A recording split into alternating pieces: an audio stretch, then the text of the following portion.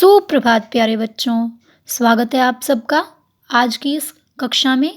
आज हम करने वाले हैं पाठ 7 पक्षी जीवन, जिसमें पक्षियों के बारे में, जो पक्षी हमारे आसपास उड़ते हैं, आसमान में जो उड़ते हैं, जो बहुत बड़ी उड़ान भरते हैं, उन सभी पक्षियों के बारे में हमें आज सीखने का, जानने का मौका मिलेगा।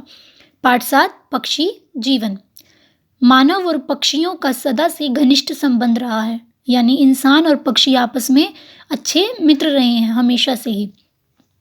मानव के भीतर छिपे विचारों व कलाओं को जितना पक्षियों ने प्रभावित किया है, शायद उतना किसी और ने नहीं। चाहे नल के पास दमयंती का हंस के द्वारा संदेश भेजना हो, या वर्तमान में छत पर बैठे काग की काँव काँव, काग मतलब कौवा, वर्तमान में इस समय में कौवे की काँव काँव इस कथन की पुष्टि करते हैं। पक्षियों के सुमधुर गीतों का प्रभाव मानव मस्तिष्क पर कितना पड़ता है, यानी कि हमारे दिमाग पर, इंसानों के दिमाग पर कितना ज़्यादा पड़ता है, यह तो कोई कोयल की कूक सुनकर ही सुनने वाला ही जाने। मोर की थिरकन किसका मन नहीं मोह लेती। कहने का मतलब है कि जो पक्षी हैं, पक्षी जीवन जो है वो हमारे लिए बहुत ज़्यादा महत्वपूर्ण है, जिसकी कि अच्छे से अच्छी आवाज़, कोयल की कूक जो है वो हमारे जीवन में बहुत गहरा असर डालती है, क्योंकि उसकी आवाज़ हमें बहुत ज़्यादा पसंद आती है। मोर की थिरकन, जो मोरनी मोर नाचते हैं, उन सब का नाचना हमारे लिए बहुत, हमारे मन को मोह लेता है। कहते हैं महर्षि वाल्मीकि के भीतर काव्य का सृजन, काव्य मतलब कविताओं का सृजन करने वाला हंस का जोड़ा ही था, जिसमें एक हंस को किसी शिकारी ने मार गिराया था। विरहिणी हंसनी को देखकर उनके मुंह से काव्य फूट पड़ा। दिल का तड़प उठना, मन महसूस कर रह जाना, कैद में है बुलबुल, और न जाने कितनी कवि अवस्थाएं पक्षियों के गाने और नाचने में व्यक्त की जाती रही हैं। ये सारी कविताएं जो भी महर्षि वाल्मीकि द्वारा या किसी और कवि द्वारा लिखी गई हैं, उन सभी कविताओं में केवल और केवल पक्षियों के बारे में ही बयां किया गया है। इन सभी उक्तियों के संपूर्ण भावों को शब्दों में व्यक्त करना अत्यंत कठिन है। अत्यंत मतलब सबसे ज़्यादा मुश्किल काम है सभी बातों में पूरे की पूरे भाव को, पक्षियों के सभी भावों को उनको दर्शाना। दाने दुनके की खोज में पक्षी सारा दिन विचरण किया करते हैं। दिन भर विचरण करके जब वे लौटते हैं, तब कुछ तो अपने घोंसलों में विश्राम करते हैं, परंतु अधिकतर पक्षियों का बसेरा होता है वृक्षों का झुरमुट या डाल। कुछ के पास अपना घर, अपना घोंसला होता है, और कुछ का जो बसेरा है वो वृक्षों पर, डाल पर बैठना होता है। यहाँ बैठकर वे रात बिताते हैं। जल के पक्षी जल में बसेरा करते हैं। विश्राम हेतु शयन का, यानी सोने का, सबका ढंग जो है वो भिन्न भिन्न, अलग अलग होता है। अधिकतर पक्षी अपने डैनों के परों में अपनी गर्दन डालकर सोते हैं। सारस तो एक पांव पर खड़ा होकर शयन क्रिया कर लेता है। जो सारस पक्षी है वो क्या है, अपने एक पांव पर ही खड़ा खड़ा सोने की क्रिया को पूर्ण करता है। पक्षियों को अपने जीवन की रक्षा करने के लिए बराबर संघर्ष करना पड़ता है। जिस प्रकार मानव को अपने जीवन यापन के लिए संघर्ष करना पड़ता है, उसी तरह से पक्षियों को भी अपने जीवन को बचाने के लिए पूरा संघर्ष करना पड़ता है। अंडे देने के लिए प्राय पक्षी घोंसलों का निर्माण करते हैं। जब अंडे देने और बच्चों को पैदा करने होने का समय होता है, तो माता पिता तथा बच्चे सबके लिए खतरा ही खतरा रहता है।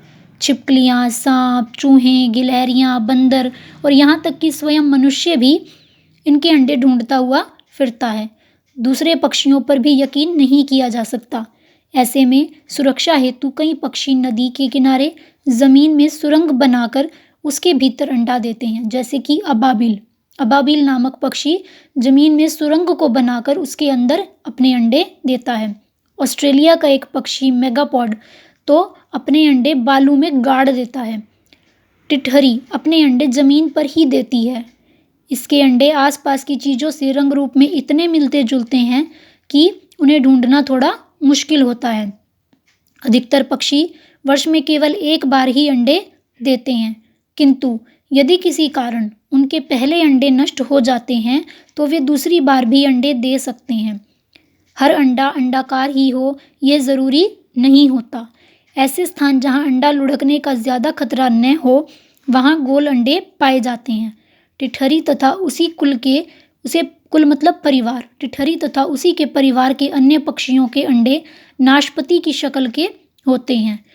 हर अंडे का नुकीला सिरा भीतर की ओर होता है, अंदर की तरफ होता है उनका नुकीला सिरा, ताकि सारे अंडे कम से कम स्थान घेरें, जगह कम से कम घेरे ताकि वो। नर या मादा पक्षी, नर पक्षी या मादा पक्षी अंडों को सेता है। कुछ पक्षियों से बच्चे थोड़े ही समय में, यहाँ तक कि केवल 11 दिनों में निकल आते हैं। बड़े पक्षियों में बहुत ज़्यादा 80 दिन का भी समय लग जाता है। दिन निकलने से लेकर दिन छिपने तक पक्षी बच्चों के लिए भोजन की व्यवस्था में लगे रहते हैं। कुछ पक्षी अपने बच्चों को आधा पचाया हुआ भोजन खिलाते हैं। नन्हे कबूतर अपनी माँ के मुंह में चोंच डालकर दूध पी लेते हैं। इस दूध में कुछ तो एक प्रकार का रस होता है और कुछ अधपचा भोजन। जो अधपचा भोजन उनकी माँ के मुंह में रह जाता है, वो अपनी माँ के मुंह में चोंच डालकर उस दूध को पी लेते हैं।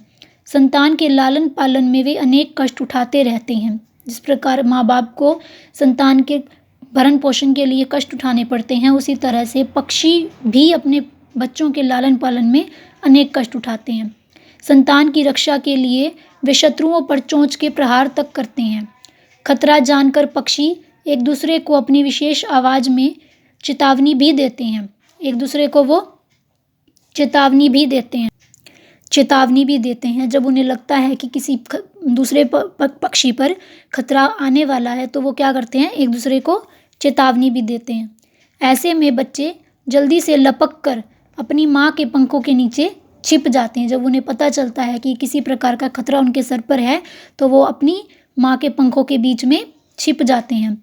इतने अधिक प्यार और इतनी अधिक देखभाल के बावजूद भी हर साल पक्षियों के हज़ारों बच्चे जो हैं वो नष्ट हो जाते हैं, क्योंकि मानव या और अधिक जानवर या पक्षी ही उन अंडों को नष्ट कर देते हैं। पक्षी शिशु तेजी से शारीरिक वृद्धि को प्राप्त करते हैं। पक्षी शिशु यानी पक्षियों के जो बच्चे हैं वो बहुत जल्द ही शारीरिक रूप से बढ़ जाते हैं। पक्षियों के बच्चों की अपनी अलग ही बाल भाषा होती है, जिससे वे बड़े होने पर भूल जाते हैं। जिस प्रकार एक छोटा सा बच्चा बात करता है, लेकिन जब वो बड़ा होता है तो उस बात को भूल जाता है, उसी प्रकार से जो पक्षियों के बच्चे हैं उनकी भी अपनी एक बाल भाषा होती है, और जब वो बड़े होते हैं तो उस बाल भाषा को वो भूल जाते हैं।